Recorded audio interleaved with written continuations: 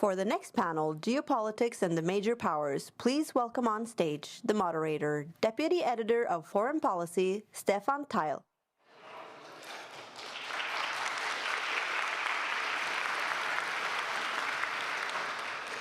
Good morning, and welcome to the second session. I'm delighted to have everyone here.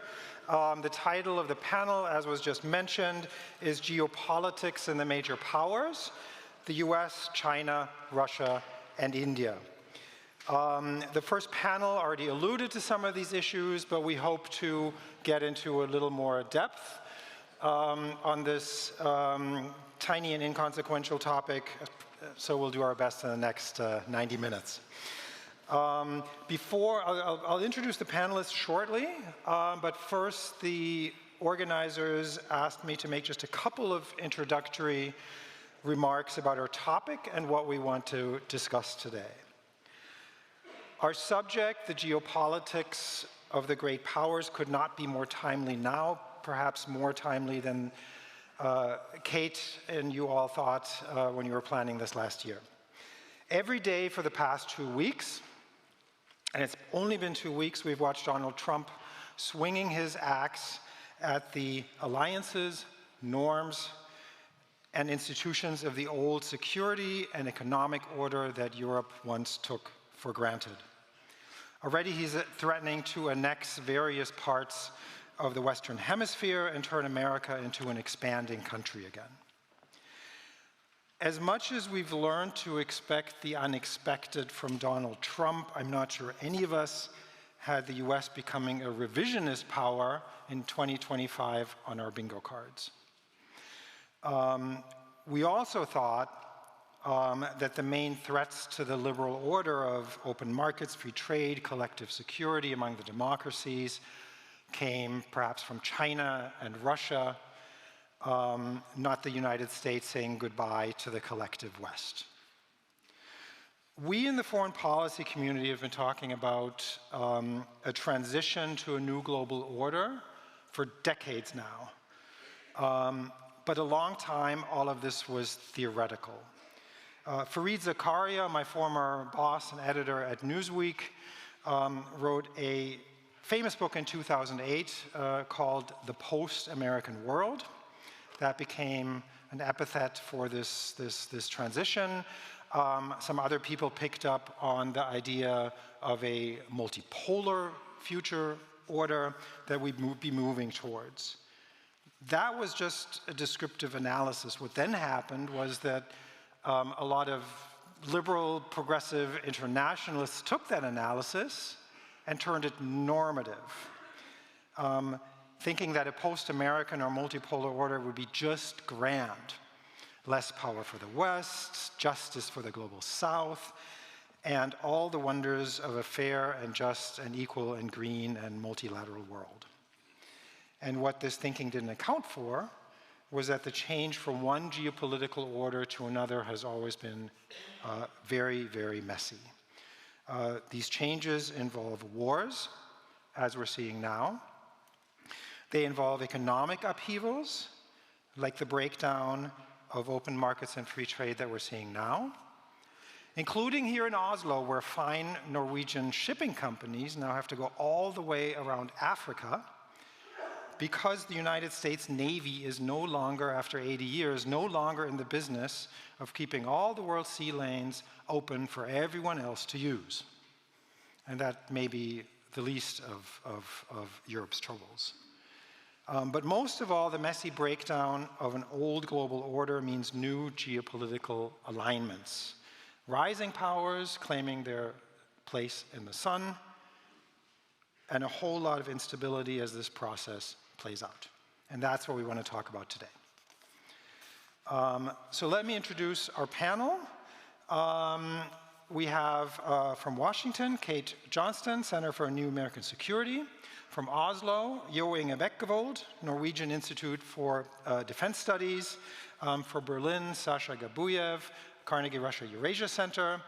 And coming all the way from Delhi, Raja Mohan, National University of Singapore. I'm not going to say any more. You can read their illustrious bios in your program.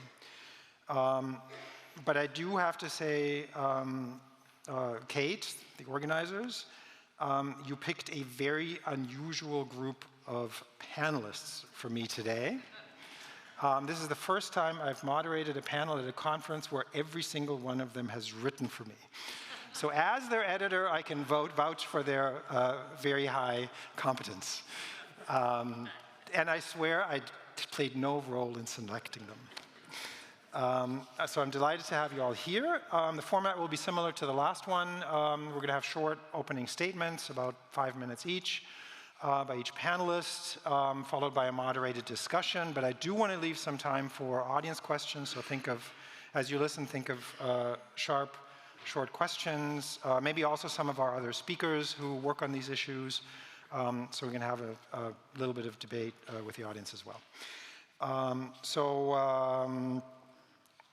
Since the, as you'll see in the program, a lot of the questions there focus on U.S. China rivalry. So I thought we'd start with Jo Inge to talk about the U.S. and China.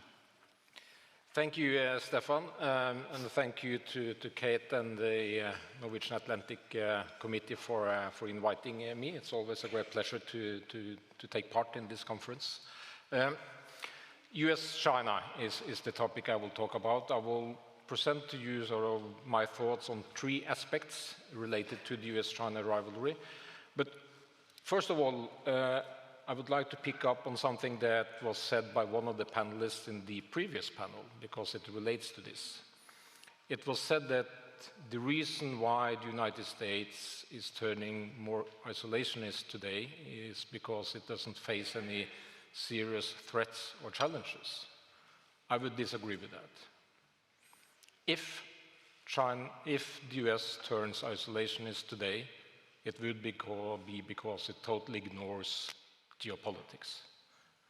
Because there is a security challenge, and that's exactly what I'm going to talk about, US-China. So the threat to the US is not in Europe, it's in Asia. So 3 aspects on the US-China rivalry. The first, I think this rivalry will intensify over the next 3 to 4 years. I'll just give you a few examples for why I think that will happen. China is enhancing its military power. It was mentioned the new headquarters in Beijing early today. So it goes all the way from building a huge headquarters 10 times the size of Pentagon to enhancing its nuclear capability. It's building. It already has the biggest navy in the world. So it's across the board enhancing its military power. This will intensify the rivalry. In the new Trump administration, quite a few China hawks in the administration that for many years have talked about the need to step up and go to implement a much tougher China policy. I heard signals from Washington that de-risking from China is not enough. We should implement full decoupling from China. I could go on. There are numerous examples and indicators that tells us that this rivalry will intensify. And also, China has a tradition of responding to US policies, whether it's tariffs, decoupling, arms transfers to Taiwan, US military exercise and activities in the Asia-Pacific. China has a tradition to respond. And it will not want to create a narrative that it's not standing up to Trump. So I think we will see intensified, and also, of course, artificial intelligence, space race, a number of things that could be added that strengthen that development. The second aspect I would like to highlight to you is that Trump's policies,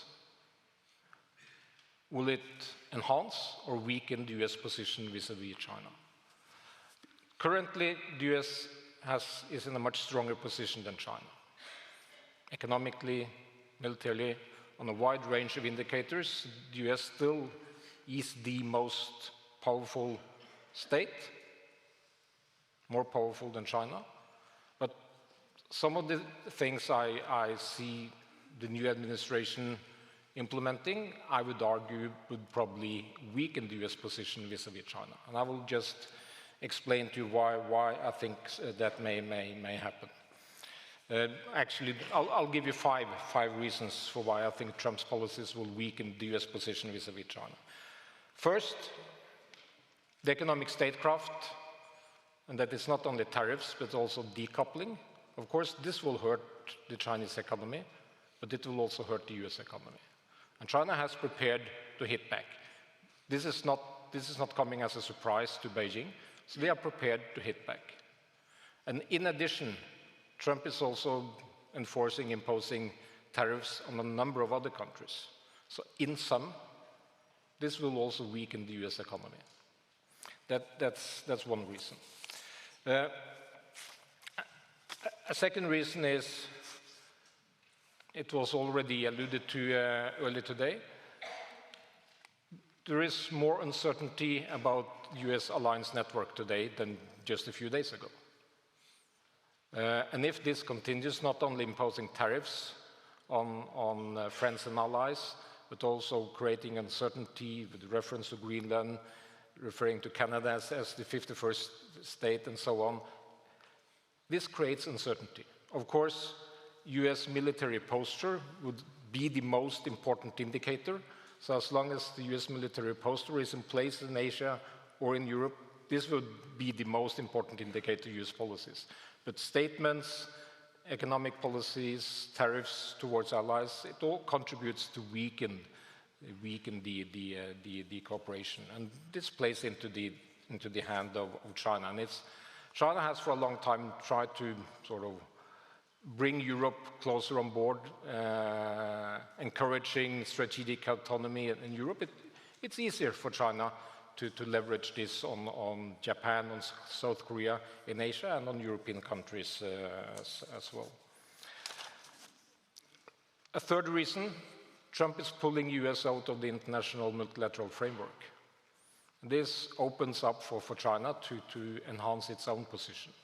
And I think this is in particular important regarding the global south. If you just give an interesting thought, back in 2005, the US Trade Representative Bob Sulik, he encouraged China to become a responsible stakeholder in the international order.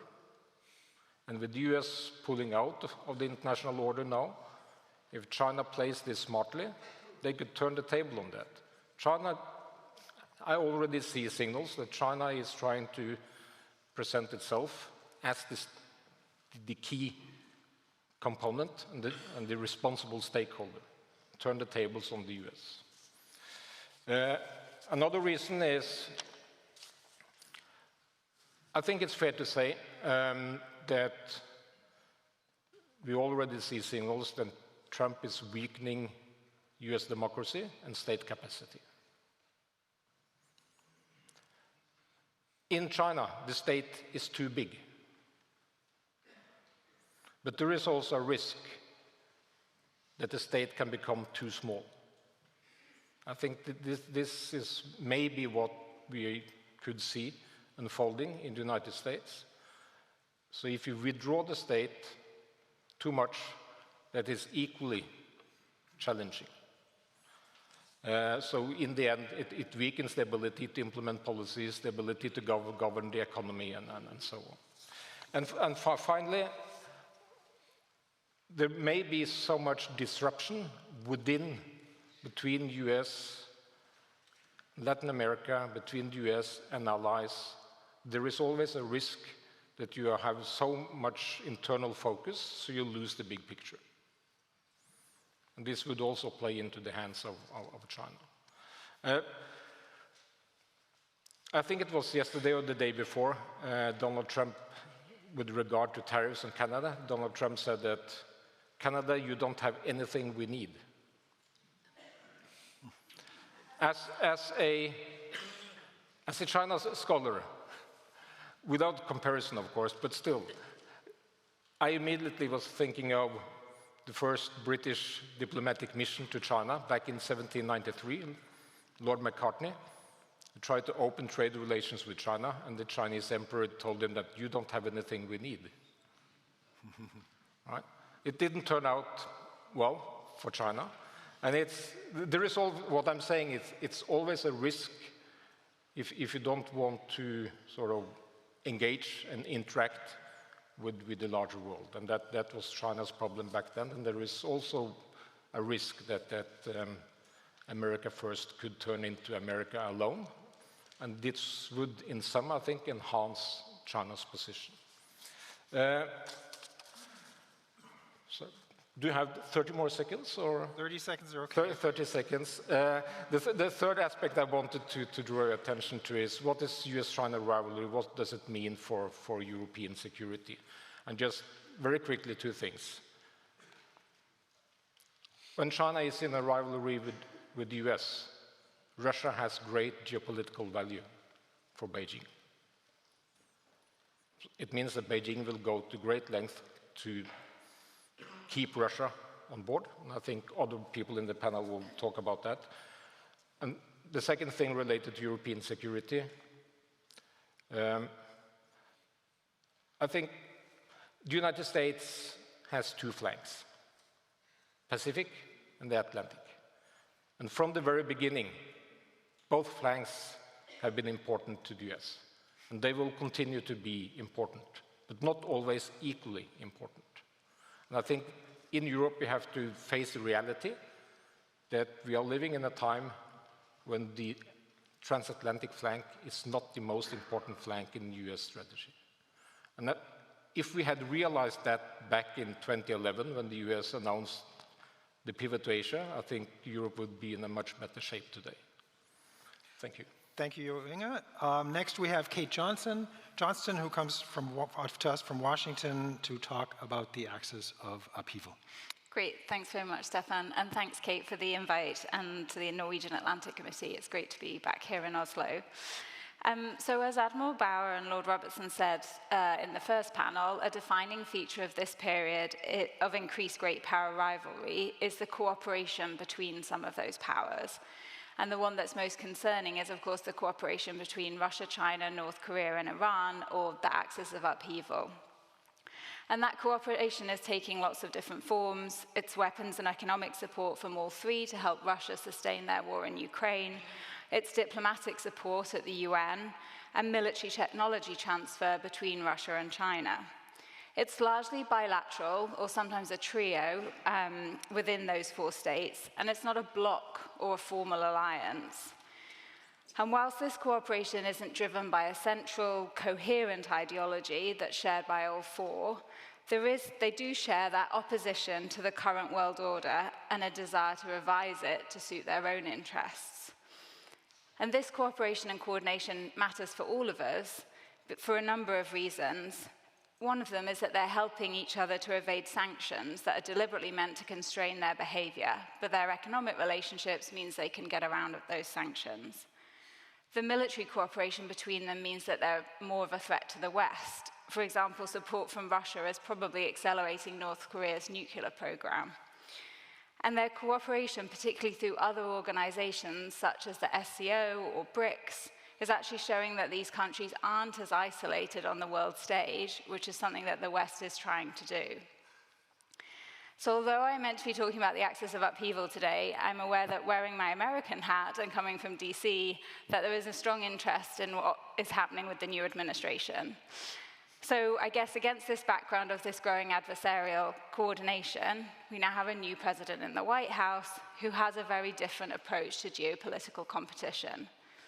It's hard to predict the long-term direction of the Trump administration, and I think it is worth remembering that there will be some continuity in some of the big foreign policy issues, just as there was between Trump 1 and Biden. So we're likely to still see strong support for Israel. China will largely still be viewed as an existential threat, and there'll probably still be a desire to maintain and strengthen partnerships in the Indo-Pacific, specifically the Quad and AUKUS. But beyond these areas of continuity, there is a very different approach, and I liked Kate's description this morning of deliberate unpredictability.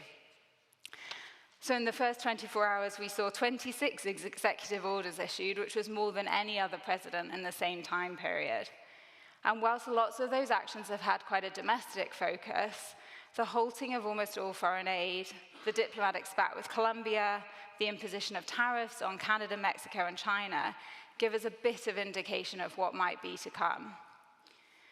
I think in part what seems to be driving Trump's approach is a dual sense of wanting to put America's interests first and for America to be taken seriously on the world stage. And at times, those can feel quite contradictory impulses. They seem to be pulling the US in both an isolationist direction and a more interventionist direction. But both of them have consequences for how the US is likely to deal with the international order. It's clear that Trump has a desire to be taken more seriously. At Davos, he talked about demanding respect for other nations. And then the incident with Colombia shows that he's pretty willing to very quickly escalate in order to get the results that he wants. Some talk about that American credibility being lost after Obama's red line was passed, in previous administrations, coming on the back of the long wars in Iraq and Afghanistan. But there's definitely an attempt to restore what's seen as this lost credibility. And therefore, Trump is wielding American power in a way that's very different from his predecessors. That's through the use of tariffs, including imposing those on allies, his threats to unleash hell on Gaza if the Israeli hostages were not released, or demanding to buy Greenland. And intervening in crises is another way to prove credibility. He pledged on the campaign to solve Ukraine on day one, although this is now revised to 6 months. His team was likely influential in landing an Israel-Gaza ceasefire last month, and in his last administration, he did attempt to secure North Korean denuclearization. I think it's also worth noting that Trump's interest in projecting power seemingly only relates to hard power. Pulling the US out of the World Health Organization and his moves to reduce foreign aid and potentially curtail US aid entirely shows he might not see the value in American soft power. As I mentioned, on the other hand, there also seems to be a pull towards isolation and a desire to reduce America's involvement in global affairs. Given the battle that happened within the Republican Party over the last supplemental in Ukraine and Trump's appointment of a Ukraine skeptic vice president, continued US aid for Ukraine may well be in doubt. Imposing tariffs on close allies and trading partners, threatening to pull out of NATO, and a desire to reduce American presence overseas could suggest that the US might no longer be a reliable ally. And there are restrainers, as they're called, within Trump's circles who want American foreign policy to focus on reducing forward military presence, to settle differences with our adversaries, reduce alliance commitments, and increase the threshold for the use of force. Some of this approach, as others mentioned this morning, is driven by a strong desire for the US to avoid being pulled into another war. Trump mentioned several times on the campaign that no wars had started whilst he was president, but it may also be driven by the same sense of the US having been taken advantage of, which is driving his more interventionist stance, and the need to pull back from commitments. So what does all of this mean for great power rivalry? Well, many of the international organizations and institutions we have today, including the UN, were designed to help constrain that great power rivalry. But coordination between the axis of upheaval states in these organizations, their attempts to set up other organizations, and their ability to circumvent their reach, for example, UN sanctions, it doesn't bode well for their ability to constrain these great powers. And Trump's approach, particularly reducing America's soft power overseas and pulling out of these institutions, will have an impact in both the short and long term. As Yoing has said, it will allow Russia, China, and other adversaries to gain strategic footholds, which will damage US interests in the long term. And I think it will also mean that Europe is likely to have to step up, which feels like it's already been a theme of this morning. But I think that's also to do more to enhance and protect the rules-based international system. Great, thank you. We'll go to Sasha Gabuyev, who's going to talk about Russia, and in particular, the Russia-China axis. Thank you so much. It's a pleasure to be here. I will try to make 3 very quick points. Number one, I think that in year 4 of this horrible war, it's time to talk more about second-order effects of this war. And my comparisons has all the time been the 9/11 type of event, when one domino falls, and then multiple other domino falls, really changing the international landscape. So Putin's horrible, unjustified invasion is one, but there are multiple elements in the way how the global economy works, the mounting needs for defense expenditures here, and Russia-China link is increasingly one of the most impactful second-order effects of this war. From a quantitative increase, we also see a qualitative deepening of the partnership and deepening asymmetry where China is increasingly in position of command in this relationship. For Russia, it's uncomfortable, but that's not something that they cannot live with, because what are there are other options? If war is really the organizing principle of Russian economy, Russian domestic politics, and Russian foreign policy, you look from the Kremlin at every relationship that Putin has, and it's basically three metrics for assessing it. What does country A bring to my war machine? What does country A bring to my embattled economy to withstand the sanctions? And how can I instrumentalize a relationship with a certain country to push back against the West and inflict pain and retaliate for support of Ukraine? So, for example, India checks box number 2. It's a large lifeline for the Russian economy. Relationship with Iran or North Korea check box number 1, delivery of hardware, munitions, and soldiers to the battlefield, and box number 3, imposing costs on the West. But it's only China that checks all the 3 boxes massively. As long as confrontation with the West is here, which I think is for as long as I can see and as long as this regime is in power, this relationship will going to be crucial. Point number 2 is that definitely the outcome of this war is very impactful on the trajectory of China-Russia relationship. I don't have a crystal ball. I cannot predict how this war is going to end or what Trump might do about that. And you definitely are well equipped in the next session with a lot of great experts, General Ben Hodges, to talk about the battlefield dynamics. But my one prediction is that the just peace that everybody aspires to will not be necessarily just peace in definition of President Zelensky's peace formula.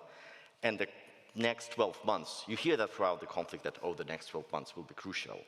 But like, it's really a wild period of unpredictability and fragility on the Ukrainian side that we haven't seen since 2022, actually. And crucial here is not the munitions or money, though this is very important. It's really the manpower and the force employment. I think that we will have time to discuss that throughout the conference. And then on the Russian side, the dark clouds are mounting, but the timeline here is crucial. And I think we have reasons to believe that in the next 12 months, Mr. Putin has reasons to feel rather comfortably. He's not facing any serious bottom-up pressure. His economy, long-term, is a disaster, but short to medium term, it has resources to finance the war, and it's adapting. And it's also tapping in the segments of the global economy that find dealing with the Russian sanctioned oil, supporting the shadow fleet, and so on, is actually much more beneficial than trying to sit on both chairs. We've seen that with Iran before. Russia is just a far bigger price, and definitely China will be instrumental here. My final point, if that's the case, you remember President Trump was interviewed by Tucker Carlson on the campaign trail, and he said that, oh, in Wharton, I cannot imitate President Trump, but some of his professors at Wharton told him that when Russia and China are aligned, that's bad for US interests, and he needs to unite them, and he has tools to do that.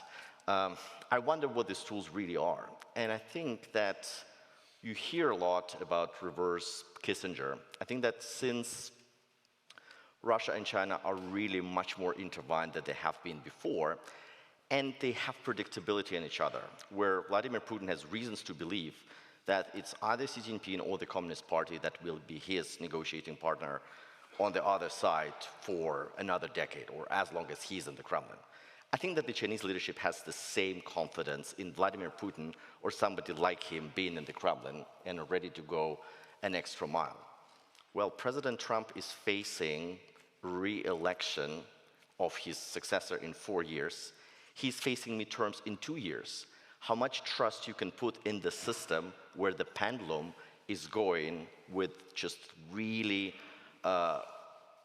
the amount of unpredictability in the US system is such that you have much more trust in this relationship with China. So I think that they have built a system, the underwater part of the iceberg, to support each other that's much more robust and durable than any incentives that Trump might offer to either of them to disunite them. And if these incentives are offered, both will be happily pocketing them and moving forward. I stop here. Thank you. And finally, Raja Mohan is going to talk about India's role as an emerging great power. Thank you, Stefan, and thank you, Transatlantic Committee, for inviting me, especially for the 60th anniversary of this dialogue. When I was leaving for this conference, my wife said, look, I must be mad to leave balmy Delhi, which is at 20 degrees on a daytime, to come to peak winter in Norway. So I tried to tell her that I'm trying to do a book on India and European security, but she was not very impressed. But I'm sure many of you in this audience wonder what the hell is an Indian doing in this transatlantic conference. So my answer to that question would be that I think you're going to see not only India, but most of Asia will increasingly be involved in European security. What we saw Biden administration talk about the interlinkage between the two theaters. But that's not a genius discovery, actually. If you go back to the First World War, there were 1 million Indian troops in the First World War, including they fought in Northern Europe. In the Second World War, there were 2.5 million Indian soldiers in the war. So this notion that Europe and Asia are separate theaters, or that there's no connection between them, was really a post-war illusion where the US dealt with both the theaters on its own.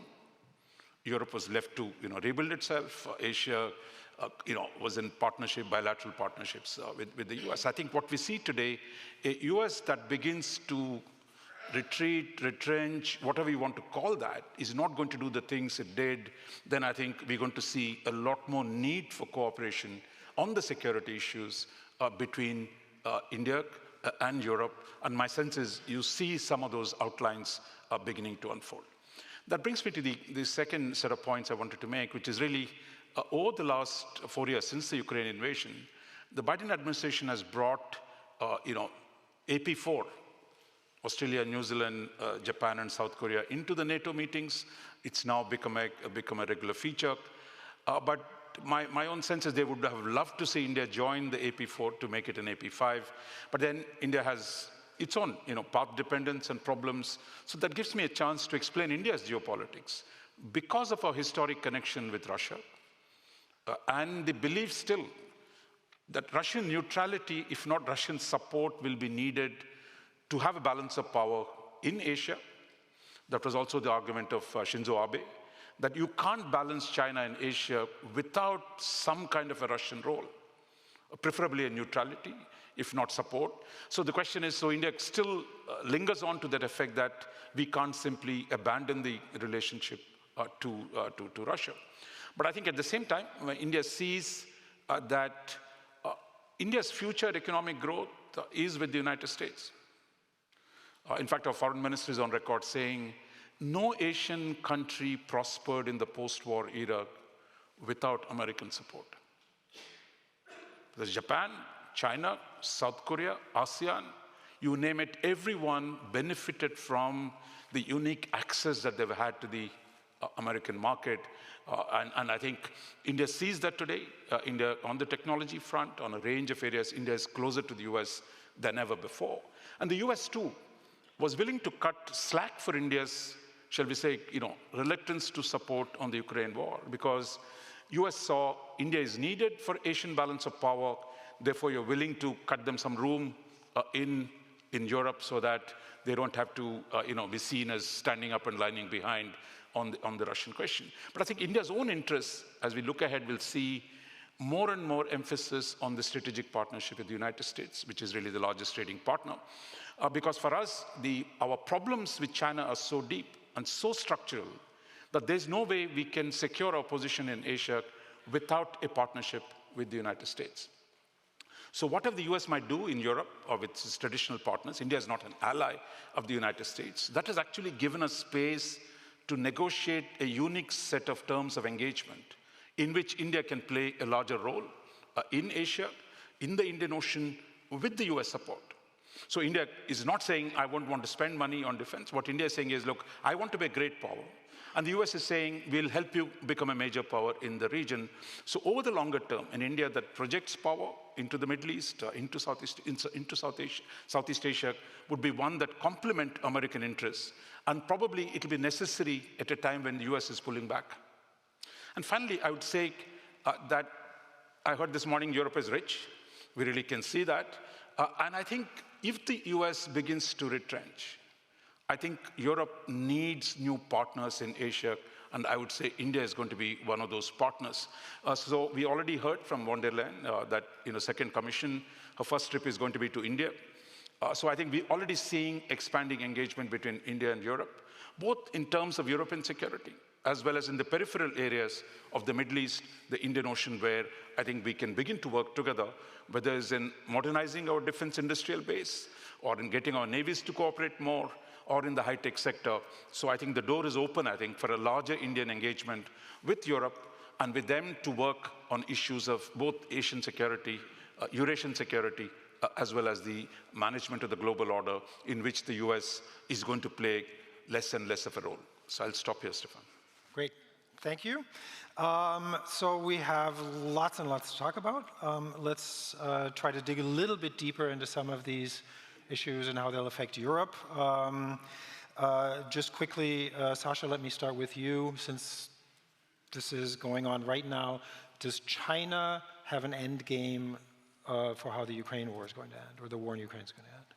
I don't think they have an idea of an end game. They have a result that's unacceptable to them. We are very far from this result in the real world, and that's the defeat of Russia to the extent that there will be a regime change in Moscow, which I think is a very far-fetched opportunity, but they will do everything in their power to support the regime to stay in place. As for the front lines, I think that they're absolutely agnostic, whether it's Ukrainian flag over Ocheretino or Pokrovsk or the Russian flag.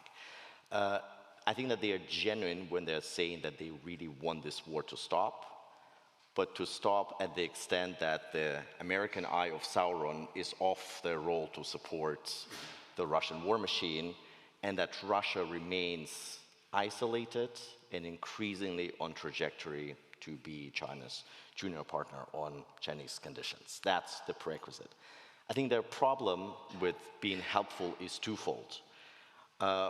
When Biden administration asked them to be helpful and to just really curtail the flow of dual-use goods and all of the trade and providing RMB financial infrastructure, they said, like, okay, what's in it for us? What are we getting in return? Does it mean that our confrontation is put on ice and there are no more export control measures, you are less critical on Xinjiang and Taiwan? And the answer was no. Like, we will continue, and like, you remember that the deep export control measures of September 22 executive order were rolled out just as Jake Sullivan was discussing with Wang Yi the way that China could be helpful. So that's one. And two, when they ask, okay, but Zelensky's peace formula is not the real end game, the West. What is the outcome that you really want us to contribute? What's the middle ground? And then the response has been, oh, it's up to the Ukrainians to decide. Since the US administration has, for all the understandable reasons, abdicated from defining what the end game is, China was all the time asked to contribute to the end game that they never thought is realistic in the cards or something that they can live with. So I think that they are as much in the dark as many of us of what is on Trump's mind, but they will try to be helpful if they believe that this is the outcome that satisfies their interest, meaning that Vladimir Putin stays in power and stays more isolated than before the war. Maybe Roger, just to follow up on that, is there something we need to know about how India sees the outcome? But I think more importantly, maybe give us, and especially this audience, just a little bit of color of what kind of superpower India is going to be, because there are extremely high expectations, including in New Delhi itself. Yet we do not see a history of alliances. It's geographically constrained with a lot of hostile or barely friendly powers around. Is there something we need to know of to put that in context? No, I think India certainly has many constraints. I mean, I would say certainly within, I mean, India is still a developing country that it needs, accelerated economic development to realize its full potential. Second, I think locked in a hostile neighborhood with China and China's growing influence in the subcontinent and increasingly in the Indian Ocean, that imposes a constraint on India as well.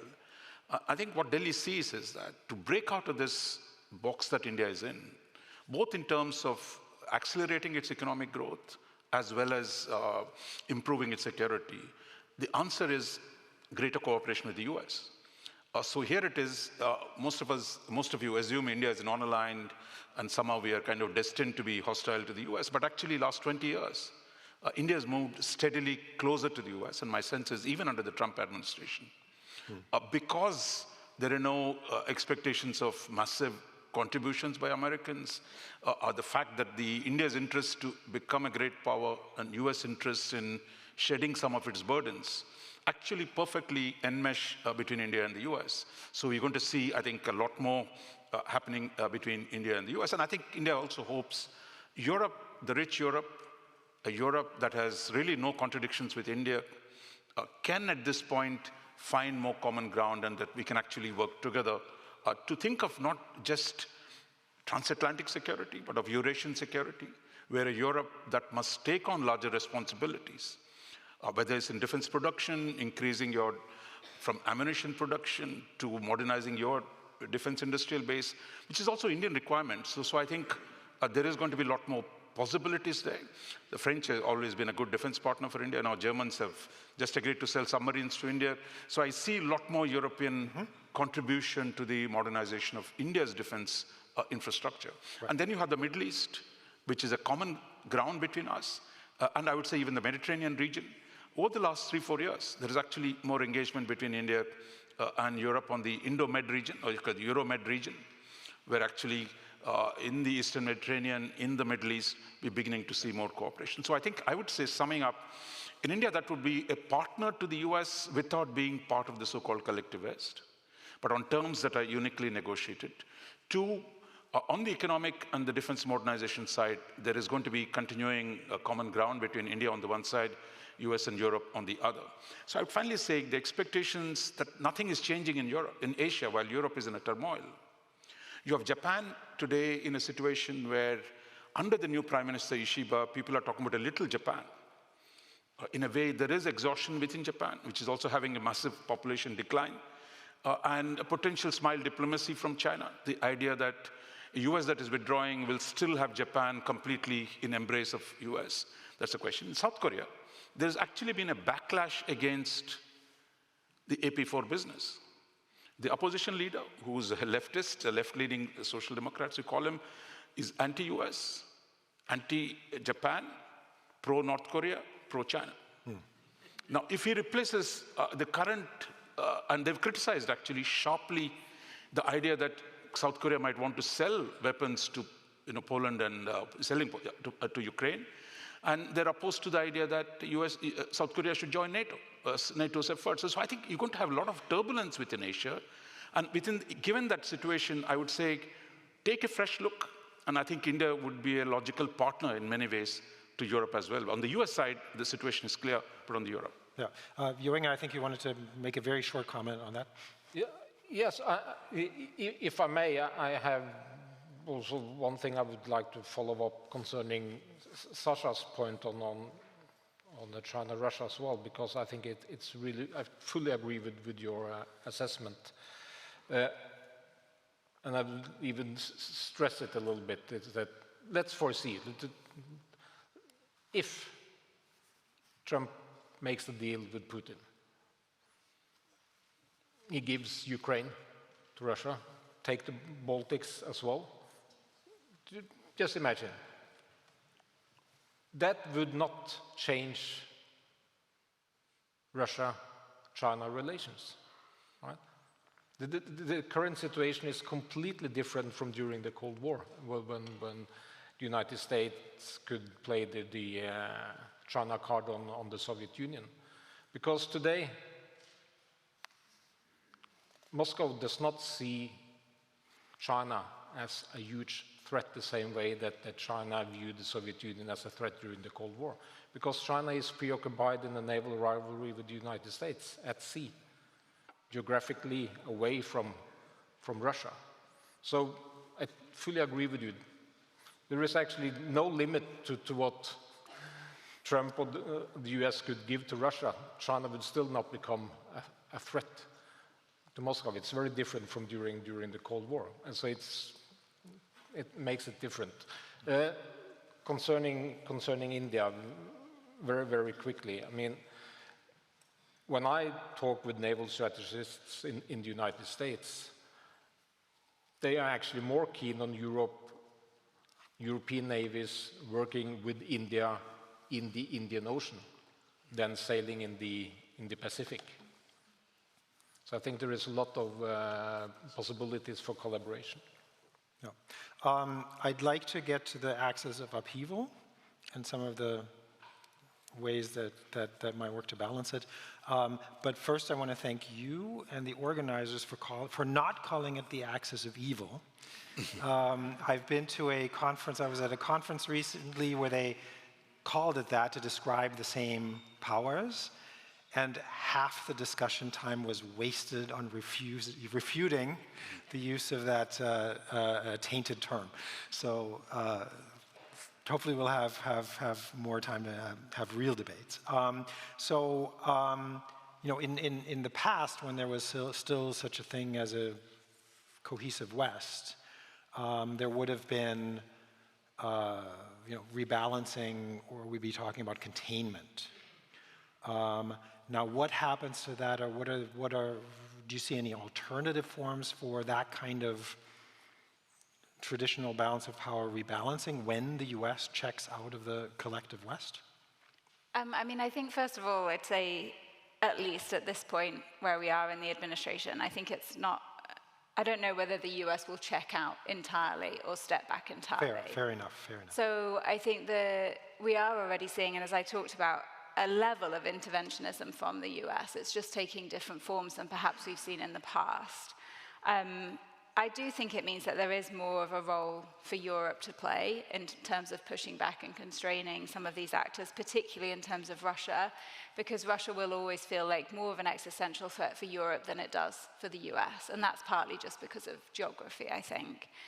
I mean, I think the other thing is thinking about how we engage with some of what we're calling sort of swing states. So some of those states like Turkey, South Africa, Indonesia, Brazil, who often have relations with both Russia and China and with the West, and actually thinking about how do you bring them into a broader coalition that is pushing back against Russia and China. I think, you know, and I'm a real multilateralist at heart, I think you have to think about how you use existing institutions and how you strengthen existing alliances. As I said, we do have a structure that is designed to constrain some of this great power rivalry, but it's been undermined over the last couple of decades, not entirely by those who are members of the axis of upheaval, but at times also by the West. So thinking about how we strengthen those organizations, that we also show that they are of benefit to the security and stability of the whole world and not just the West, I think is also a good way to think about pushing back and trying to constrain those actors in the axis of upheaval. Yeah. Thank you. To stay on the US, but anyone else can respond, it's not just great power rivalry. I mean, now we have to ask what kind of future US do we have? How do they envision their future role? In the back of Trump's mind seems to be, as far as one can tell, an idea that the great powers maximize their own immediate advantage. The US is no longer a provider or exporter of security or stability. And there's no principle to any of this. Is that what we have, or how would you describe it? Yeah. Raja, you seem ready to say something. I think you talk about axis of upheaval. I mean, it's really Washington, right? That is change. That is the biggest upheaval that we're seeing. that the pole of upheaval. Yeah, the soul, shall we say, the shaking the world. I mean, I think on the global economic order, on the security order, the core assumptions of how post-45 world was constructed and then reinforced in 1991. US is questioning those assumptions because of the change in the domestic politics.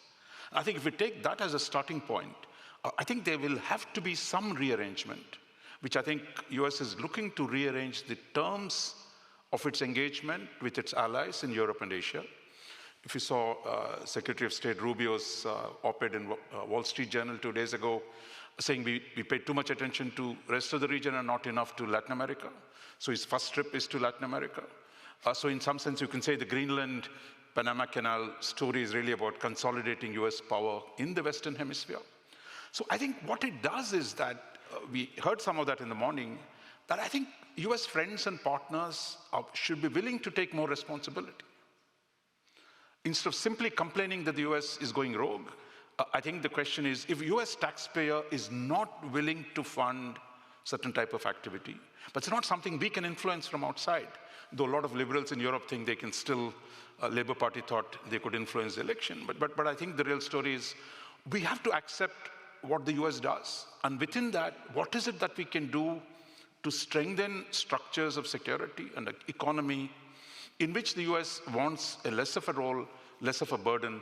I think that is the principal question, rather than simply moaning about what's happening in the US or criticizing the US upheaval that it has created. Yeah, yeah. But if we do look at things like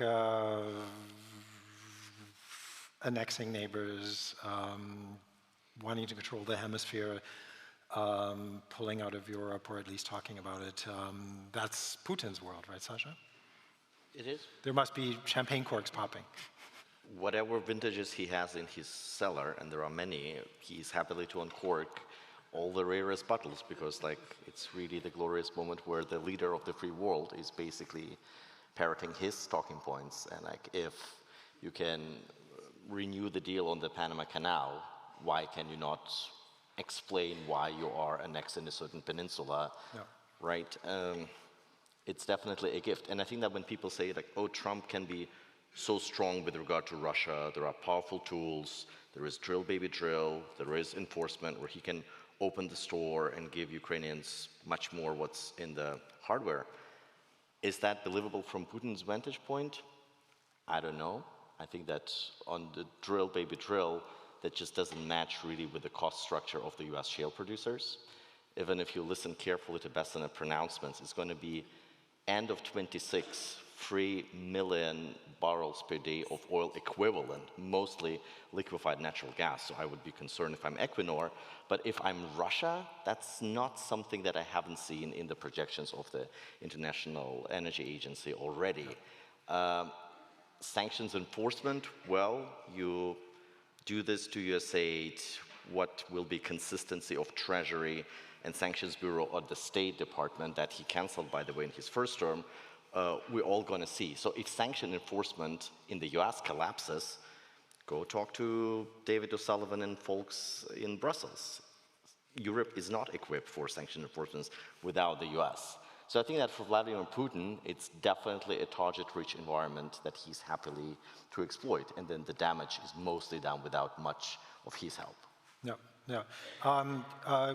Kate, maybe we can go back to one of the questions that are in the program for our panel. It was touched on in the first panel on the U.S. strategic refocus on China and the Pacific. We know that there are some people on the new team, which Colby, if it gets confirmed, who've been extremely vocal about that and advocating for an almost complete pullout from Europe. But at the same time, as you've described, you're seeing this interlocking of activities of the authoritarian powers where you really can't, it's difficult to differentiate the two theaters. So what's, with the caveat that we don't exactly know, is there any sense of how quickly and how thoroughly the shift might take place, or is there a reassessment going on, or we just don't know? I mean, I think it is hard to tell at this point. We're only 2 weeks in. But I think the kind of what's sometimes talked about, the pivot to Asia, has actually meant to be happening in the US for a long time. For sort of, it started with Obama talking about that pivot to Asia. And I think there's been some criticism that that just never really quite happened, some of that being driven by events in Asia, some of it driven then by events in Europe.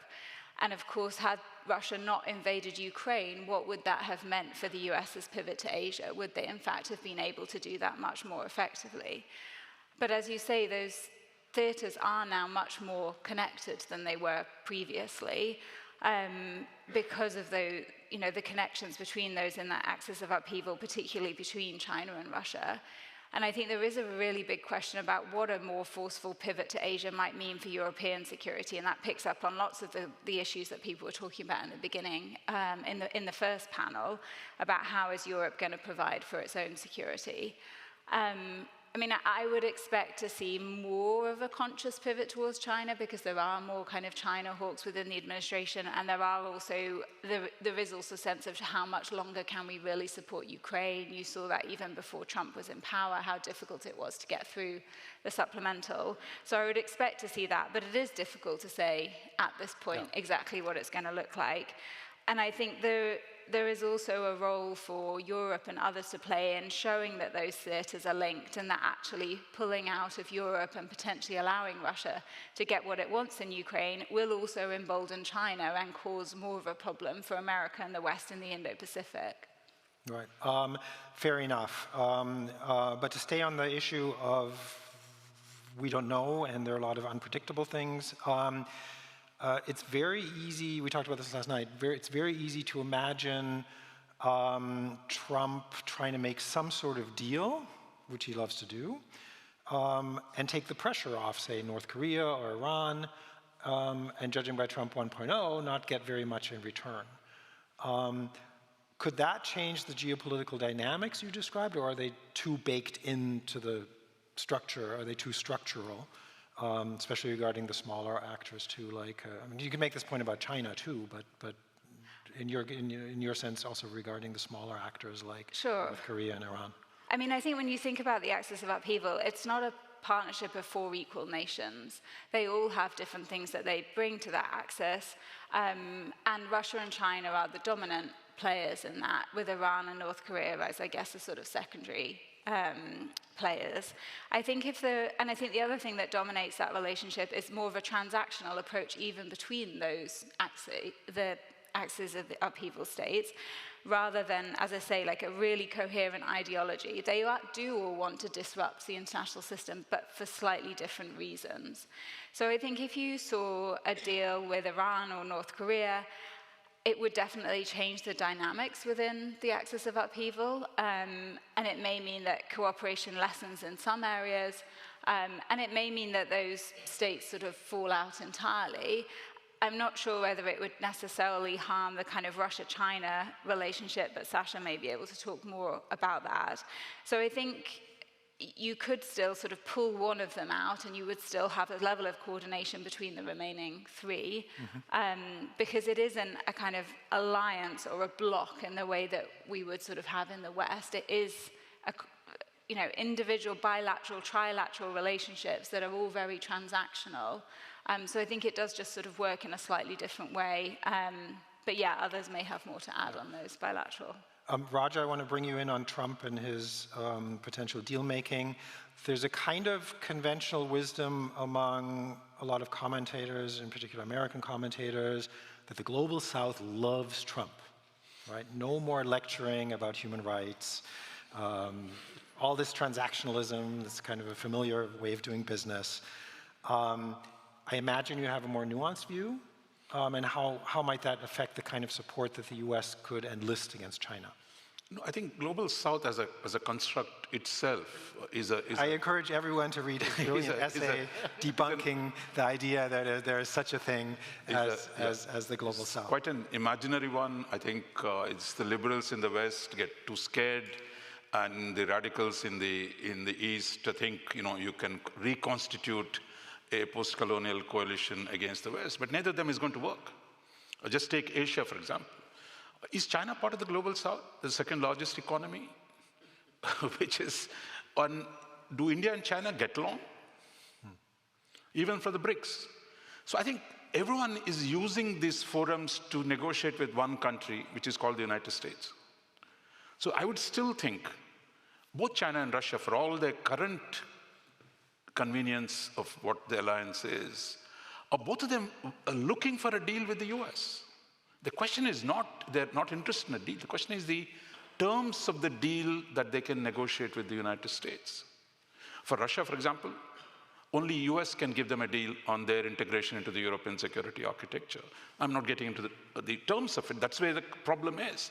For China as well, to be accepted as a legitimate international power requires an understanding with the US, a G2 system where spheres of influence, whatever you have it, they have to negotiate it. But I think for both of them, the problem is the terms. For us, I think in the non-Western world, if you want to say, the Trump's rhetoric of, sometimes is imperial, so which puts off a lot of people. But I think if it is a practical one, which is saying, look, I'm not going to do regime changes. Even in Iran or North Korea, where actually Trump was the first US president to land in North Korea, who is saying that, look, I'm not going to treat them as an ideological enemies, but I'm willing to engage. That, I think, is what a lot of people see. But I think the focus on Latin America, we see how successful it is.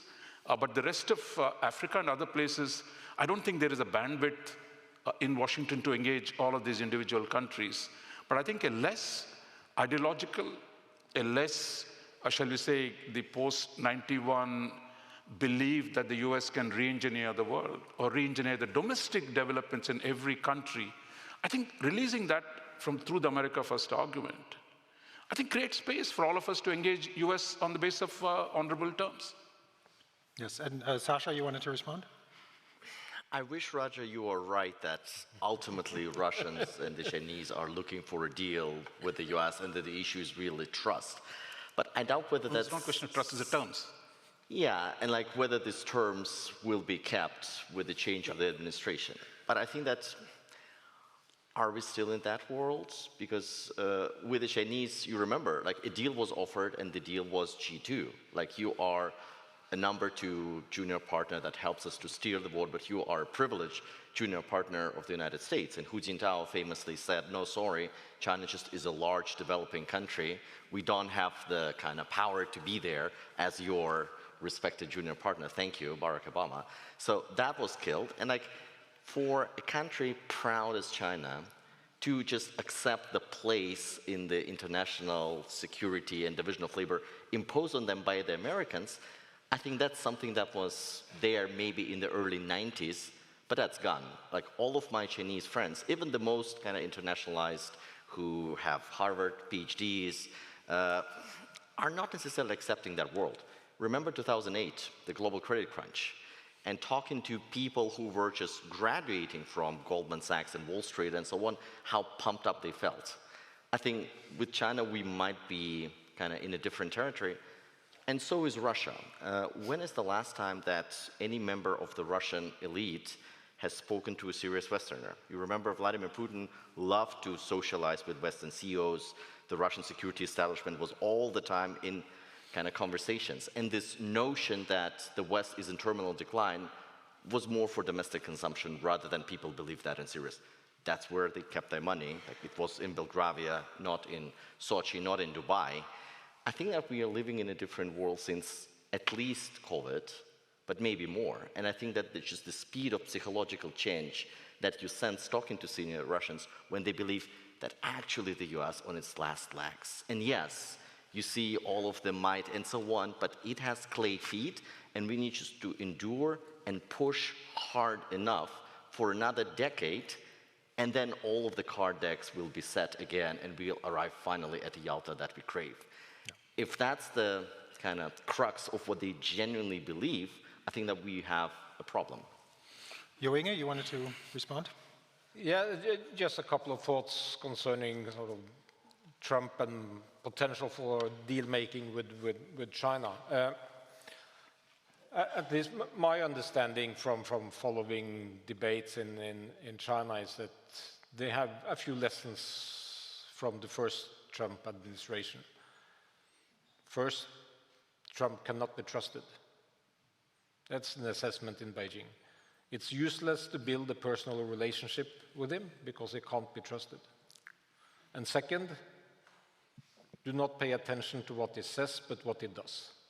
Those are the two sort of key lessons in a Chinese opinion. But I think still China's economy is weaker than the US economy. So if China is able to make some kind of economic deal with Trump, they would be happy to do it if they see that this is in China's interest. But that's not the end game for China. China has another end game. China's end game is to sort of re-establish itself as potentially as a regional hegemon in Asia. And that doesn't sort of fit with the US current position in Asia. So I think sort of, yes, they can make some deals concerning the economy, but not the end game, because that's hugely different. Right. I have one challenge for you. It's difficult. We're getting close to the end, but I want to take some audience questions, but at the same time, I just want to touch on what Europe might do. So if there's one specific takeaway for Europe that you haven't heard, that you didn't hear on the first panel, that you'd like to leave the audience with, 1 minute each. Sasha, you go first. I'm happy to start. Let us do show of hands. Who in this room believes that Draghi report will be 70% of Draghi report's recommendations will be implemented? Show of hands. I don't see a single one, which is pretty telling. In one of the most committed transatlantic partners, very well-informed audience, there is not a single hand that says that 70% of Draghi report recommendations will be implemented. I think that we have a problem. We have a recipe that we can debate, but I think that the recipe is pretty well established to my outsider's knowledge. And then the political will and the trust that it's actually implementable is a challenge. Who's ready to go really fast? I think Trump or no Trump, the US is not declining. I think we should get rid of that image that US is on terminal decline. It is not on terminal decline. Both Eurozone, China, Japan, of course, is gone, that their share of the US GDP is declining. So what are the internal chaos in the US might be? Even with the disruption it is doing, I think the US will remain the top dog of the international system for a long while. So I think the question then becomes for Europe, for India, for China, for Russia, what is the way in which you negotiate an accommodation with the US? A US that is retrenching, I think, opens more doors for engaging or taking more responsibility. So I would say it is not a question of being junior partner. The question is, what is the nature of the relationship we want to construct? So Trump can be trusted or not. 2 years later, he's a lame duck. The real question is, what do you deal with the US power and the change of argument within the US on how to use that power? That is the big change. I think all of us are going to be affected. We have to take a fresh look, start from first principles of how to deal with the US. Right. Yuinga, very quickly. Yeah, I would just repeat what I said in my introduction. I think US has two flanks. The importance of the two flanks varies from time to time. At the time we're living in now, Europe is not the most important flank, and we should have started to realize that 10, 15 years ago. Yes. I think I would say the one thing that the US wants, as well as increased defense spending, is for Europe to take China more seriously. So I think if we want the US to take the threat from Russia more seriously, I think the US would say, well, we need you in Europe to take the threat from China more seriously. Great. Thank you very much. And I'd like to take a few questions from the audience. I think Ben Hodges had your... Thank you, Ben Hodges. My question is to Professor Mohan. I want to follow up on your question, Stefan, to him. I still don't understand India's desired end state for the war in Ukraine. I think Indian policy actually helps enable Russia's economy, keeps them in the war. So what does India, how do you want it to end? And, you know, I've been a great follower of yours on your I hope you'll Twitter handle. That way. But look, India is not your problem on Ukraine. Let's be very clear. You might have more problem with the European political parties. You might have more problem with the purchases there. And China certainly. India has not assisted Russia. But if you tell me, I can't buy oil from Russia, I can't buy it from Venezuela. I can't buy it from Iran. What does a country that imports 95% of its hydrocarbons from the rest of the world, what does it do? So I think that was one set of issues. The second set of issues is we still think Russia will matter in the Asian balance of power for the future. And thirdly, that we are stuck with path dependence of 60% of my weapons inventory is still Russian, because in the past, the West would not sell us arms, and we had a China problem. Therefore, Russia was the only one that was supplying arms. Now, are we moving away from that position? Yes. Are we moving fast enough to your satisfaction? No. But I think there is movement towards a closer alignment with the West, and increasingly with Europe to say, look, what is it that we can contribute? Because in the end, India is not going to be the one solving the problem or making the problem worse. It's a European security problem, where the US and Russia, how you deal with it. But you can be sure we're not undermining anything that you try to settle in Europe the way China does. Thanks, Stefan. Very quick question. It's been a wonderful discussion, but it is implicitly bipolar. There are huge countries like Brazil, South Africa, Indonesia, Philippines, Malaysia, rich countries like the Gulf states, Saudi Arabia, who are all players in this game. So what is their role and their influence in the geopolitics you describe? Kate, short answer? Yeah, I think it's a really great question, and I kind of touched on it very briefly. I think those swing states, as we're calling them, are crucial because they do have both global power, but they also often have regional power within the regions they're dominant. And even if you look at somewhere like Africa, there are regional powers within there that they even influence where states vote at the UN. They influence how other states, smaller states, deal with Russia and China. So I think those swing states are really, really crucial. And I think that we should be investing much more time and effort in building relationships with those states. And in fact, Russia and China, particularly China, are quite far ahead in some of those places. You know, the Belt and Road Initiative in lots of bits of the world has been really influential in building those relationships. So I think those swing states, those middle powers, whatever we want to call them, are really crucial for us being able to push back against the axis of upheaval. And we have to remember that if we're moving to more of a multipolar world, we should at least be trying to influence those regional states to be more aligned with us and our values than with the axis of upheaval. Great. Thank you. Hi, I'm Jim Townsend from CNAS, Center for New American Security, and many years in the Pentagon. It's been interesting watching the relationship between Russia and North Korea grow. I think someone on the panel mentioned that the North Korean nuclear program is going to be getting some help from the Russians. We have North Korean troops fighting in Europe now, fighting with Russia. And so you're seeing this relationship between Russia and North Korea go into places it's never gone before. So what does China think about all that? At what point does China just go to Moscow and say, hey, back off.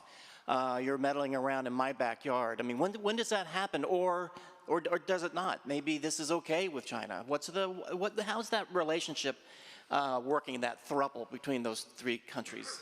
Thank you. Excellent question. Sasha? There is a crucial question in that relationship where the data available to us, at least, is scarce. Probably the US intelligence community knows more. Is that how Russia is paying for all the services that North Korea is providing. It can be, from what we know, fuel, food, money, help in dismantling UN sanctions mechanisms. And that's bad enough, but that's not the end of the world, frankly. And like if you're a policymaker in Seoul or in Beijing or in Tokyo, you don't like to see that, but that's again not the end of the world. The really bad thing is that if Russia gives North Koreans the technological know-how to improve their submarine fighting capabilities, their space program, their nuclear program, to an extent that they will get to something entirely new, and they will not get these capabilities without the Russians' help. And how much is happening there, I think, we don't know too much. So if you're really unhappy, there is a way to talk to the Russians to say, hey, what you're doing is bad, but like fuel, food, money is okay. Make sure that no dangerous tech is passed to Kim, because then ideas get into his head and he's emboldened. And I think that's exactly the nature of the conversation that Seoul is having. What China has similar position, and if you say that China is unhappy about North Korea, there are two scenarios that can behave that we've observed recently. One is more hands-on, tough economic blockade. The other one is hugging them the way they hugged after Kim and Trump's detente. Remember that? You know, for the first time, Kim and his wife are allowed to do a state visit to Beijing. They are provided a plane to fly to Singapore. I just don't want to know how much MSS put various bugs into that plane. But the bottom line, once Beijing realized that the detente is going nowhere and not really changing the nature of DPRK-US relationship, they put Kim on the back burner. I'm seeing neither with the current Putin-Kim bromance. They're neither really imposing the tools of statecraft to stop that, neither they are embracing Pyongyang beyond what's reasonable. So I think that the current trajectory is normal. They have channels to talk to Russians and to draw red lines where they would feel discomfortable. I see at least two more questions. One there. Alexander Schwarzkopf, I have a question especially to Kate. You just mentioned actually what you think the new administration expects from Europe is at least that to take the challenge China poses more seriously. So here my question to you would be, I'm a bit confused in the last weeks, but actually with Elon Musk playing more and more of a role, how seriously do you think at the moment Donald Trump does take China and think of TikTok, etc.? I think it's a really good question, and I think with lots of the administration policies, it's pretty hard to kind of work out exactly what the overall approach is, and there are lots of contradictory things happening. You know, we're only 2 weeks in, will that settle down, or will there always be some level of tension between kind of China hawks within the administration and those who perhaps don't see it as seriously? And I think with TikTok, you also saw kind of domestic issues playing into that space as well, how much of a kind of pushback there was for lots of people in the US that TikTok shouldn't be banned. I think the kind of requests for Europe to take China more seriously, perhaps that's also a hangover from the previous administrations as well. I feel like it's something I've heard kind of consistently since I've been in the US, that there is this big focus on China, that Europe doesn't take it seriously enough. And as I said earlier, I think some of that is just driven by geography, that we just view the threats from Russia and China differently because of where we sit in the world. So I don't have a good answer for you because we're very early on in the administration. I think, you know, lots of panelists have said, you know, you need to kind of pick out the key things from what the Trump administration is doing. It's not just what he says, it's also what he does. And I think that applies to China as much as anywhere else. And I think we will see a lot of those slightly contradictory actions, so not banning TikTok, but also imposing tariffs on China. And I think, you know, that may well be a hallmark of the next 4 years. It's too early to tell. And that does make it harder for those of us on the other side of the Atlantic to think about how we respond to those threats.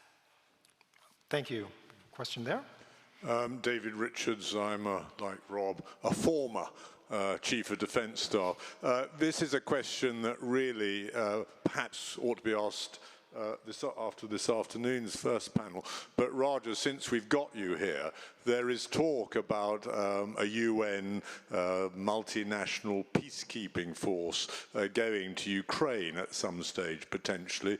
What would India's view be to being in such a force and indeed potentially, albeit within a UN construct, actually leading it? I don't see, you know, firstly, if you don't fix the problem and we say, look, how do we monitor the problem? It's really something that comes after a settlement of a kind is reached. I would think at this point is really what the French are talking about, a European security force, rather than a bunch of outside countries. To the extent that Russia has a good relationship with India, it might be more open to Indian troops being present there.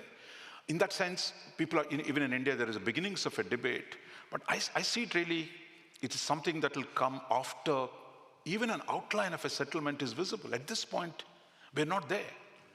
the divergence is so deep between Russia on one side, Europe and the US on the other. So it's a hypothetical question, but I think India will certainly be open to engaging with that issue, because India is one of the biggest peacekeepers in the world.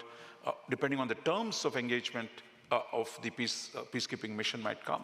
Certainly India would be open, but I don't see that's really a problem we have to deal with after the reasonable understanding on peace.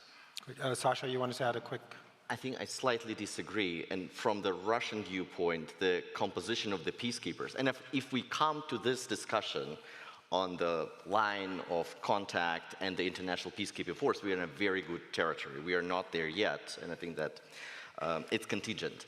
But if we are there, the composition of the peacekeeping force will be a crux of the negotiations for the Russians. Because, like, for example, the way they see the European peacekeeping force is that, okay, we had that recently in Idlib in Syria, where you create a salient, then build up a force, then go after the regime that's friendly to us. So in their mind, since all of the figures that people put out there, like the technological, financial, economic superiority of the West, if there is a decisive strategy to empower Ukraine behind this shield that Russia will be too afraid to touch, to pump a lot of military attack capacity and come back after the land in 10 years' time, when Putin is in his 80s, more vulnerable and so on, that's the dark scenario that will be definitely on their mind, right? So if you force them to accept an international peacekeeping force where they and Ukrainians will be sorry to kill people there on the front line for various reasons, I think that's a good outcome. The other outcome is hard for me to see unless you really force Putin to accept. I was only saying, look, any settlement that we're going to get on Ukraine is going to be about European security architecture as a whole, because the arrangements you had in 45 and 91 have collapsed. Therefore, you need a new arrangement. That is something, if the Europeans work out, and if you say, look, there is a role for, it was our friend Ischinger at Davos recently said, let's have Chinese peacekeeping troops. So I think the question is still, it has to be an intra-European settlement. And I think in that, Russia is deeply distrustful at this point. But in the end, if you don't have that negotiation of how do you restructure European security, in which Ukraine becomes a smaller problem to be dealt with. Thank you. Thank you all. And please join me in thanking our fantastic panel.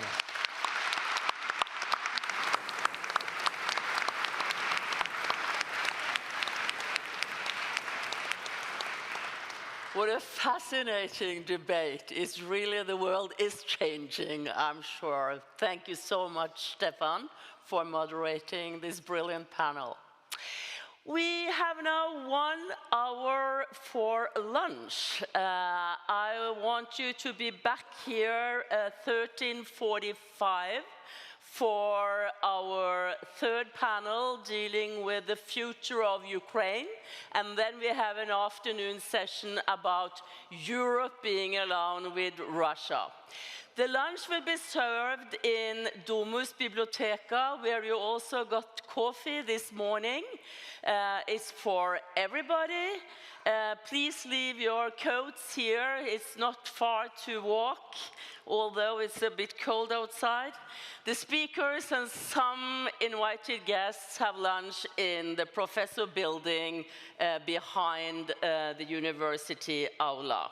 The volunteers with red tags will take you there. But thank you very much one more time for a brilliant debate.